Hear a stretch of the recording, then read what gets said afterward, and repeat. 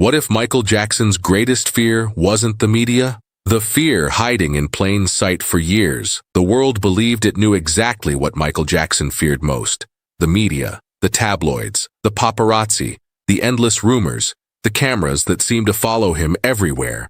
And on the surface, that explanation makes perfect sense. After all, few people in modern history endured the level of public scrutiny that Michael Jackson experienced. Every outfit became a headline. Every appearance became a debate. Every decision became a story. For decades, the media examined his life with a level of intensity that would have overwhelmed almost anyone. So naturally, most people assume the answer is obvious. Michael Jackson feared the media. Case closed. But what if that explanation is too simple? What if the media wasn't actually the thing he feared most? What if the cameras, the headlines, and the rumors were merely symptoms of a much deeper problem? Because when you examine Michael Jackson's life closely, something unusual begins to appear. A contradiction.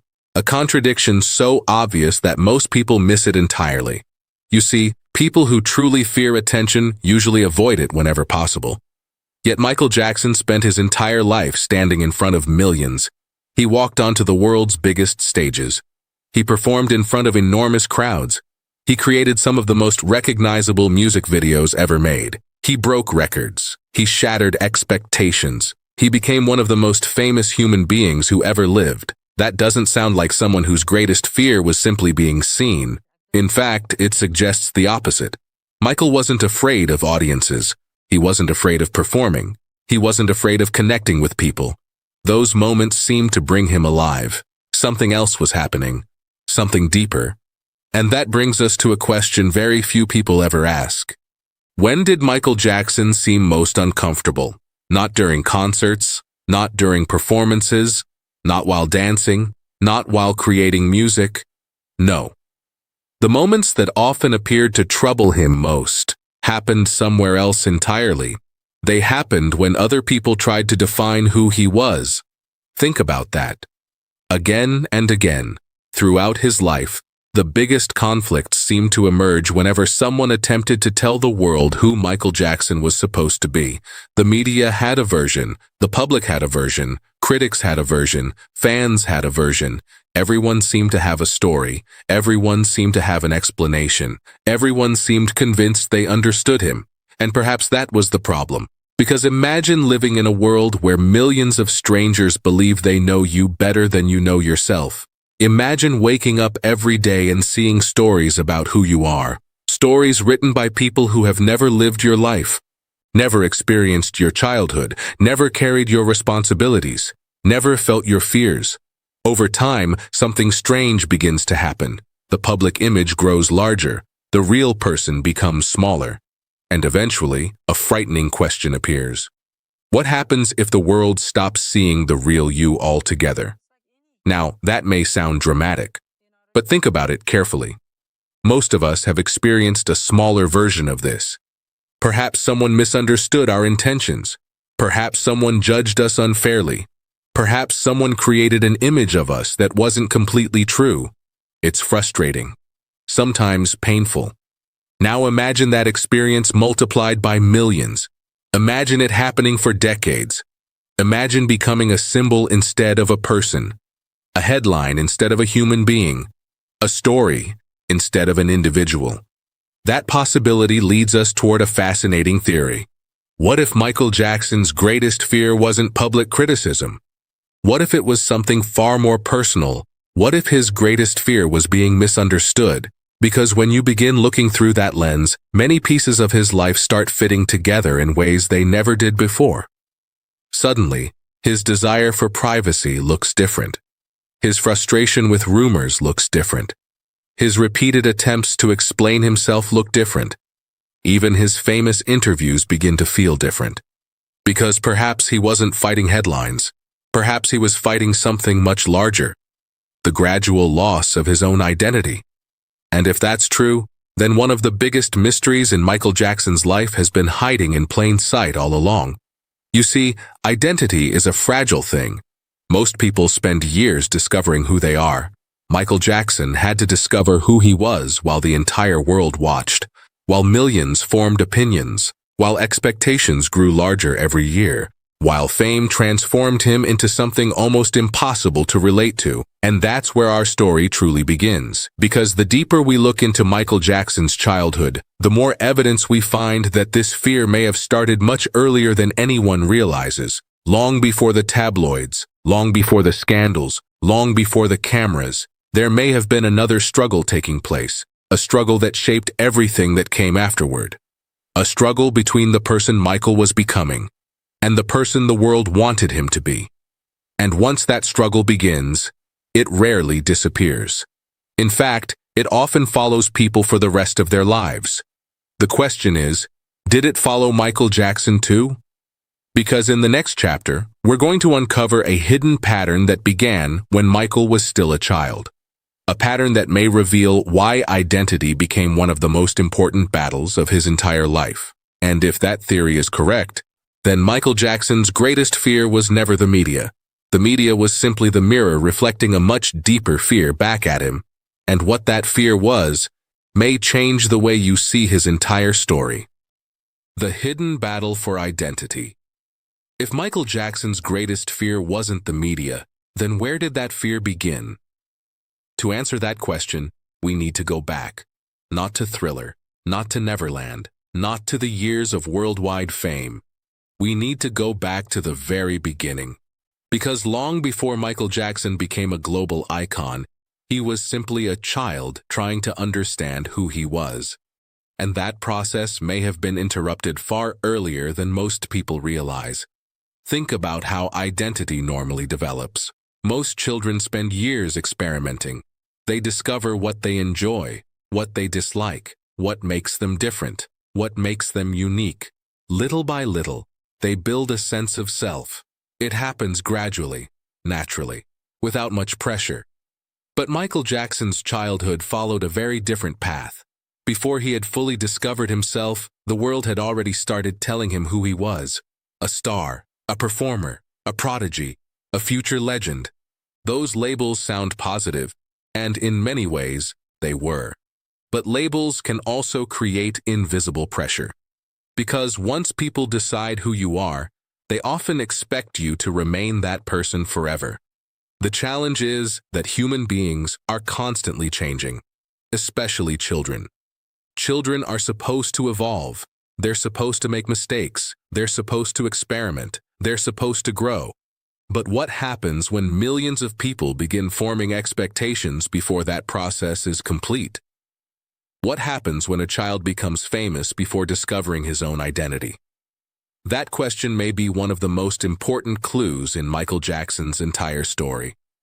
Because throughout his life there seemed to be two versions of Michael, the public version and the private version. The public version belonged to everyone: fans, journalists, television hosts, record companies, the entire world. But the private version belonged only to Michael. And the larger the public version became, the harder it may have been to protect the private one. Imagine carrying two identities everywhere you go. One identity performs, the other identity quietly observes. One identity belongs to the audience, the other belongs to you. Eventually, those two worlds begin colliding. And when they do, confusion often follows. Because people stop asking who you are, they start telling you who you are. And that may explain something fascinating about Michael Jackson's life. Throughout the years, he repeatedly tried to explain himself, not just once, not occasionally, repeatedly, again and again, in interviews, in speeches, in conversations. There seemed to be a recurring desire to clarify who he really was. Why? Because most people don't spend decades explaining themselves unless they feel misunderstood. And people don't usually fear misunderstanding unless identity is deeply important to them. That's why this mystery matters. Because we're no longer talking about fame, we're talking about something much more personal: the fear of losing ownership over your own story. Imagine spending your entire life watching strangers describe you, sometimes accurately, sometimes inaccurately, sometimes fairly, sometimes unfairly. Over time, a new fear begins to emerge. Not fear of criticism, fear of replacement. Fear that the public version of you will eventually become stronger than the real version. And if that happens long enough, people may stop seeing the person altogether. They only see the image, the character, the symbol. Perhaps that's why Michael often seemed determined to remind people of his humanity. Notice how often themes of kindness appear throughout his life. Notice how often he spoke about compassion, about understanding, about treating people with dignity. These weren't random ideas. They appeared too frequently. It's almost as if he wanted people to remember something simple, that beneath the headlines was still a human being, not a myth, not a spectacle, not a symbol, a person. And perhaps that desire reveals another clue, because people usually fight hardest for the things they fear losing. If Michael repeatedly emphasized his humanity, maybe it's because he feared becoming something less human in the eyes of others. A product, a headline, a public image, something easier to discuss than to understand. And the strange thing is that fame often creates exactly that problem. The more famous someone becomes, the more difficult it becomes for others to see them clearly. People stop seeing reality. They start seeing projections, expectations, assumptions, stories, narratives. Michael Jackson may have experienced that phenomenon more intensely than almost anyone. And that brings us to another question. If identity was so important to him, why did the battle seem to become harder over time? After all, success usually creates confidence. Success usually creates security. Success usually gives people more control over their lives. Yet in Michael's case, something unusual happened. The bigger the public image became, the more complicated the struggle appeared, almost as though fame was amplifying the very thing he was trying to protect. And perhaps that's because fame creates a strange paradox. The world becomes increasingly interested in you, but less interested in listening to you. People become fascinated by the story, not necessarily the storyteller. And if that's true, then Michael Jackson may have spent years fighting a battle very few people recognized. Not a battle against reporters, not a battle against photographers, not even a battle against public opinion, a battle to remain himself, a battle to protect his own identity from being rewritten by millions of strangers. And if that theory is correct, then we've only uncovered half the mystery. Because in the next chapter, something even more revealing begins to appear. A hidden connection between identity and loneliness. A connection that may explain why someone surrounded by millions could still feel isolated, because sometimes the fear of being misunderstood doesn't end with misunderstanding. Sometimes it creates something much deeper, something much more painful, and that may have been the challenge Michael Jackson carried for most of his life. The loneliness behind the legend. By now, a different picture of Michael Jackson is beginning to emerge. Not the image most people recognize, not the image found in headlines, not the image repeated in documentaries, something deeper, something more human. Because if Michael Jackson spent much of his life trying to protect his identity, another question naturally follows. What happens when a person feels increasingly misunderstood? The answer is often loneliness, not physical loneliness, emotional loneliness. And there is an important difference. A person can be completely alone and feel peaceful. A person can also be surrounded by thousands and still feel isolated. The second kind of loneliness is far more difficult to escape because it follows you everywhere. And that may be one of the hidden truths in Michael Jackson's story. Think about it. By almost every measurable standard, Michael Jackson was never alone. He was surrounded by fans, employees, business partners, family members, journalists, security teams, managers, advisors. And yet, many people who observed his life noticed something unusual. Beneath the fame, there often seemed to be a sense of distance, as though a wall existed between Michael and the rest of the world. The question is why? Because walls don't appear without a reason. People build them for protection, sometimes after disappointment, sometimes after betrayal, sometimes after realizing that being known by millions is very different from being understood by even one person. And perhaps that distinction is the key to this entire mystery. Because Michael Jackson's life created a strange paradox. The more famous he became, the more difficult genuine human connection may have become. Imagine meeting someone for the first time. How do you know whether they like you? Most people rely on instinct, conversation, shared experiences, time. But what happens when fame enters the equation? What happens when your name carries extraordinary value? Suddenly, every interaction becomes more complicated. Do they like you or your success? Do they admire you or your image? Do they care about the person or the celebrity? Over time, those questions can become exhausting, and perhaps Michael spent years asking them, because trust becomes harder when the entire world wants something from you. Attention, access, photos, stories, interviews, business opportunities, favors. Everyone wants a piece of the legend. But who wants the person?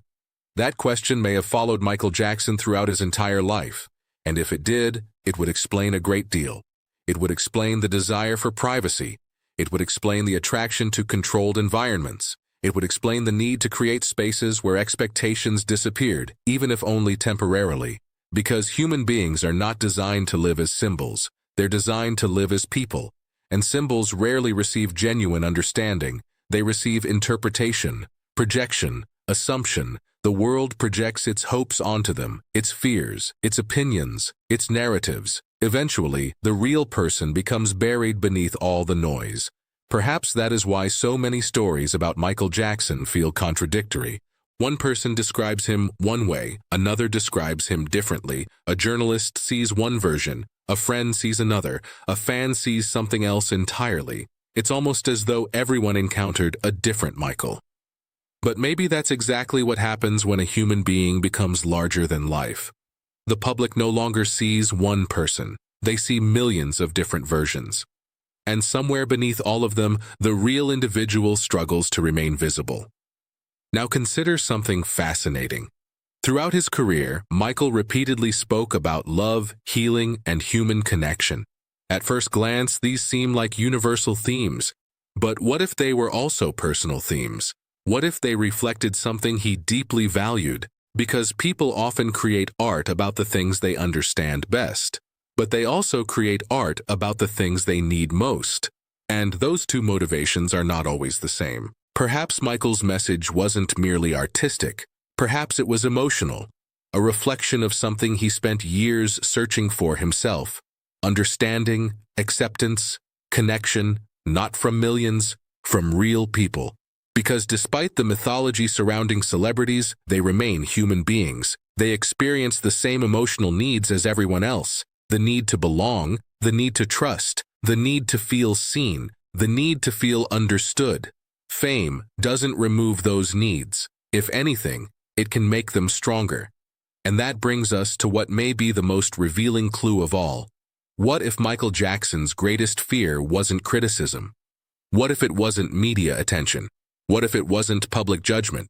What if his greatest fear was something much quieter, something much more personal? The fear of disappearing beneath the image.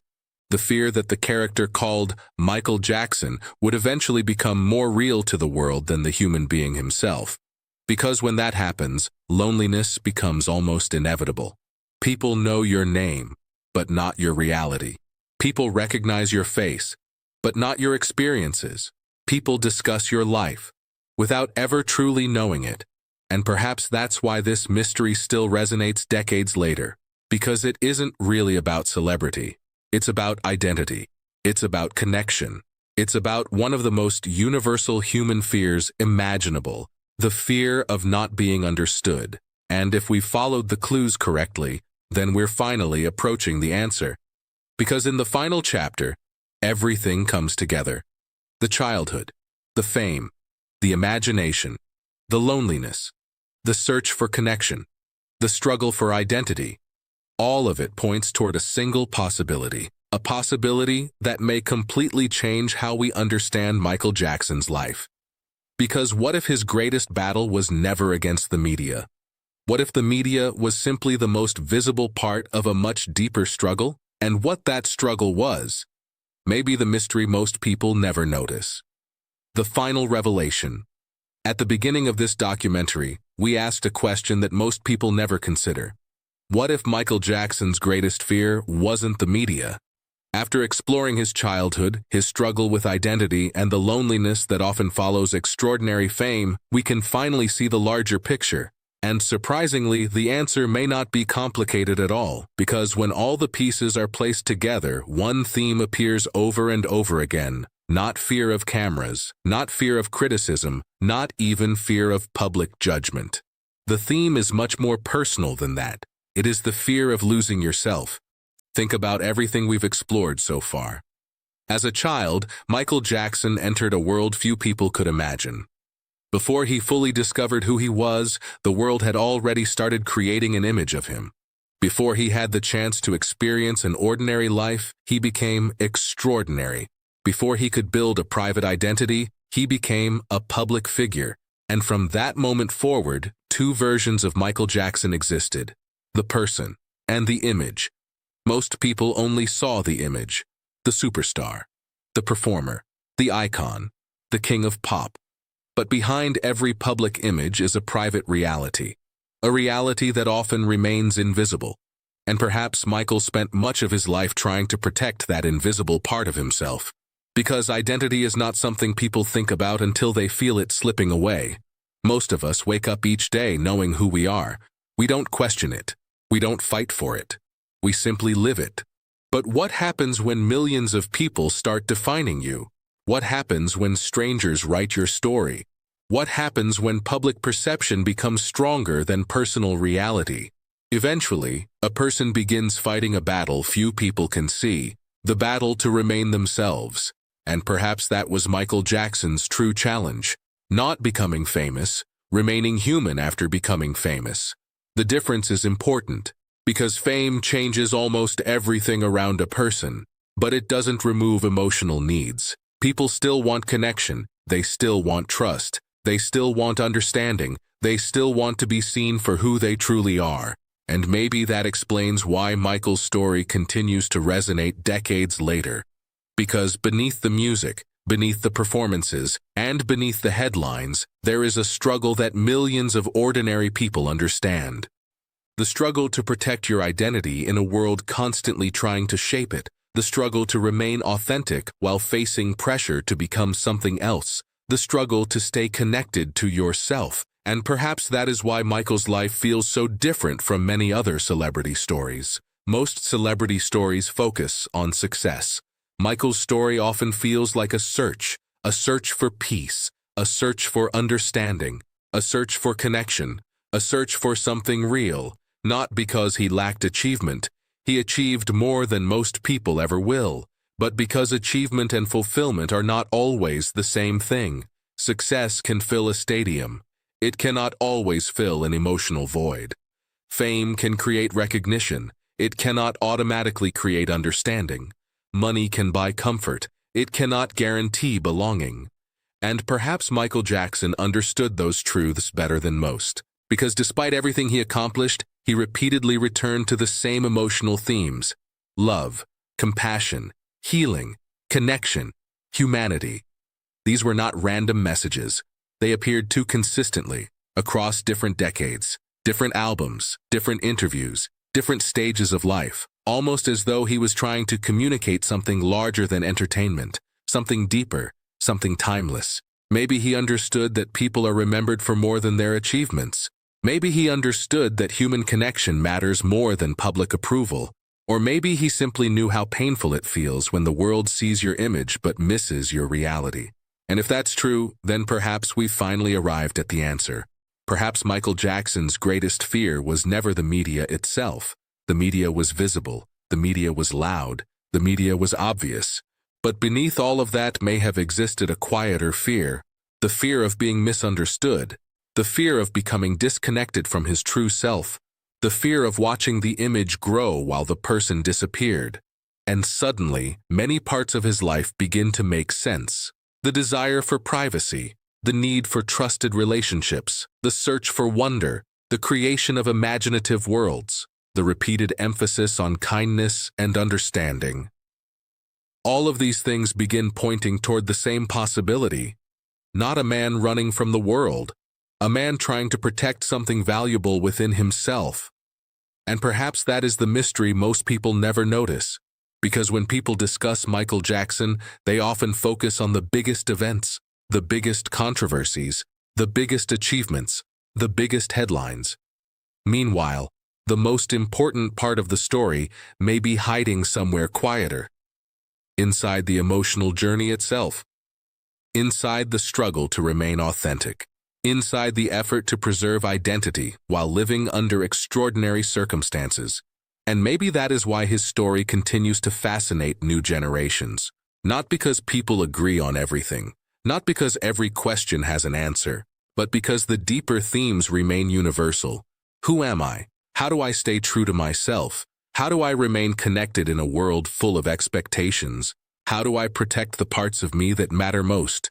Those questions are not exclusive to Michael Jackson. They belong to all of us. The difference is that Michael faced them under a spotlight brighter than almost anyone else in history, and perhaps that is the final lesson hidden within this mystery. The greatest battles are not always visible. Sometimes they happen inside, quietly, year after year, far away from cameras, far away from headlines, far away from public attention. And sometimes the battle isn't about becoming someone new. It's about refusing to lose who you already are. If you've made it this far, I'd love to hear your thoughts. Do you believe Michael Jackson's greatest fear was being misunderstood? Or do you think something else shaped his life more deeply? Let me know in the comments.